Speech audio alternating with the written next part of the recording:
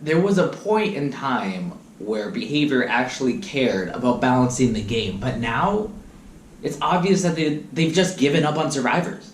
They just stop caring, you know? I mean, they just literally give everything to killers. Killers can complain about certain perks, and then bam, behavior's like, okay, we're just gonna nerf those perks. I mean, it's not even fun to play a survivor anymore. Preach? Preach? You know what they need to do? Bring back those vacuum pallets. I mean, that literally gave us survivors a chance to counter all of the killer's bullshit. Okay, the killer is just overpowered, and vacuum pallets were just a way to counteract that. So bring those back. Bet. You know what else behavior can do to balance this game? Is bring back Metal Man. Bring back Old Decisive Strike that worked the first time. And bring back Borrow Time, where it not only gives a perk to the one who's getting rescued, but to the savior. I want to sandbag safely, and I think it's only fair. Who cares if survivors only use those 3 perks? And who cares if those perks made it that the killer 0K'd? This is a survivor-centric game, and that's the way it should be. And that is the only way to make this game fair. You literally need to be the one who is balancing this game. You know what you're talking about. I'm just spitballing here, but what if we give survivors balanced landing and decisive strike, not as perks, but just built in to the survivor?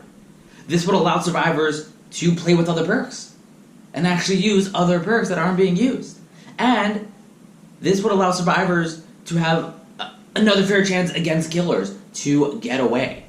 I think this is what behavior definitely needs to do. 1,000 IQ over here. And another thing that bugs me is endgame. No longer can we loop the killer for endless amounts of time. No longer can we teabag the killer for endless amounts of time. I mean, endgame literally just ruins that. So I think to fix that, and to make it more fair for survivors, I think every time a survivor teabags, it stops the timer.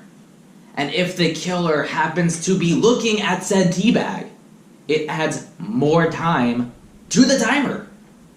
I think this will show the killer how to be a better killer. Behavior, take these notes. Take these notes, dude.